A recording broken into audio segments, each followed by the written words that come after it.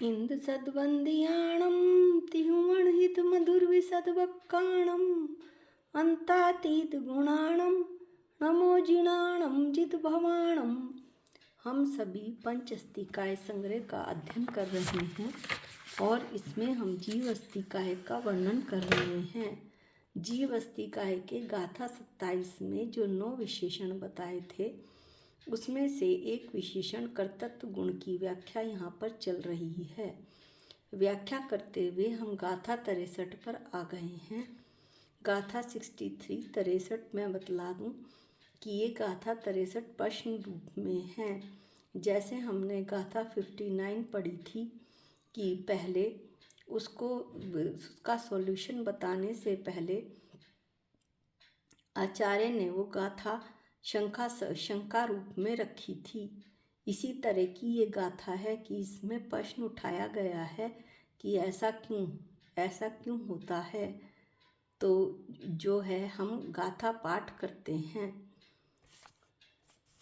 कम्मम कम्मम कुव्वती जदि सो अप्पा करेदी अप्पाणम किद तस फलम भुंजदी अप्पा कम्मम च देदी फलम।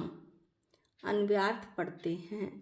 यदि कम्मम करम, कम्मम कुव्वदी कर्म को करें, और सो अप्पा आत्मा अप्पाणम करेदी आत्मा को करे, तो कम्मम कर्म फलम किद देदी आत्मा को फल क्या देगा, च और अप्पा आत्मा तस् फलम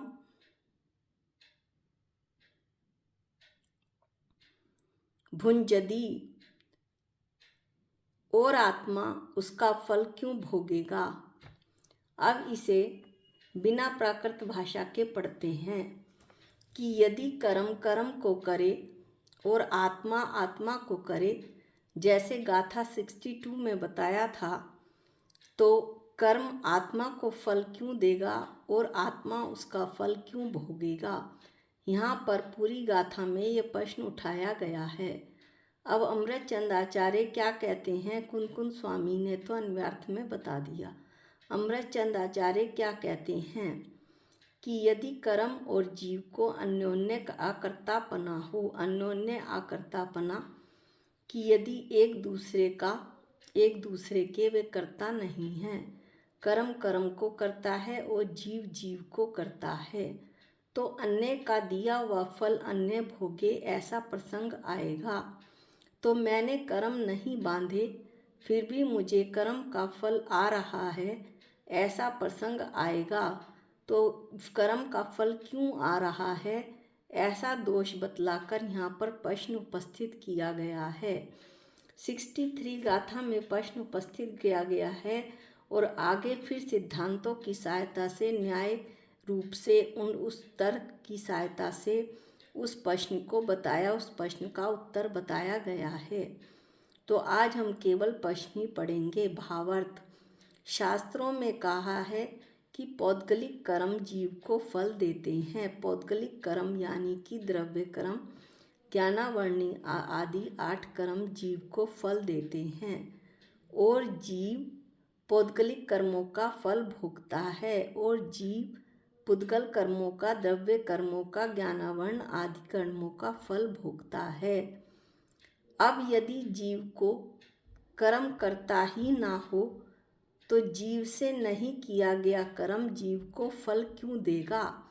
अब ये कहते हैं कि जैसे अभी बताया था गाथा 62 में कि जीव तो कर्म को करता ही नहीं, जीव तो जीव को ही करता है। तो जब जीव ने कर्म नहीं किया, जीव से नहीं किया गया कर्म है, तो वो जीव को फल क्यों देगा।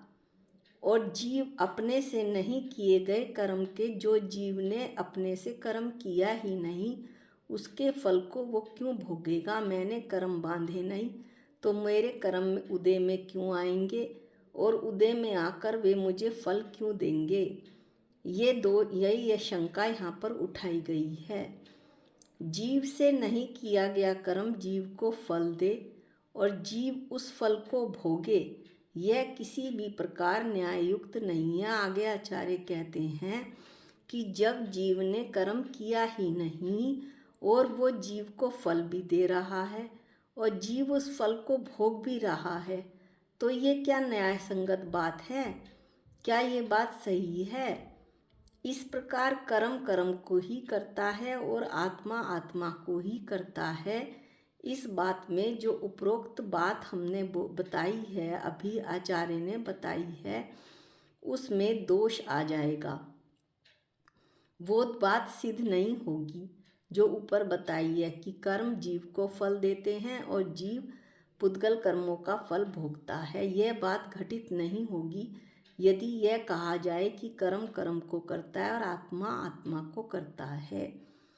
यदि को ही करता है ही लगा दिया जाए कि केवल कर्म कर्म को ही करता है और आत्मा आत्मा को ही करता है, यानी एकांत से बता दिया जाए, तो फिर ये बात कैसे घटित होगी कि कर्म जीव को फल देते हैं और जीव कर्मों का फल भोगता है? ये बात तो घटित हो ही नहीं सकती। ये प्रश्न यहाँ पर उपस्थित किया गया है।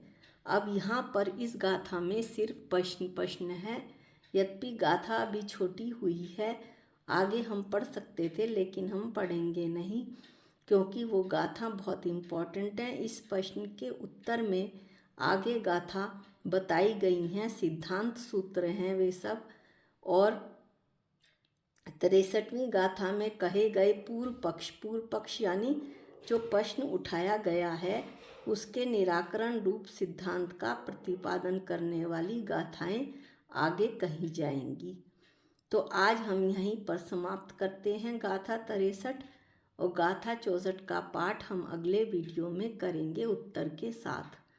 निज निधि निज में बताई ये अनंत उपकार है, इसके लिए जिन वाणी माँ को वंदनानंत बार है, वंदनानंत बार है। सबको जय जिनेंद्र।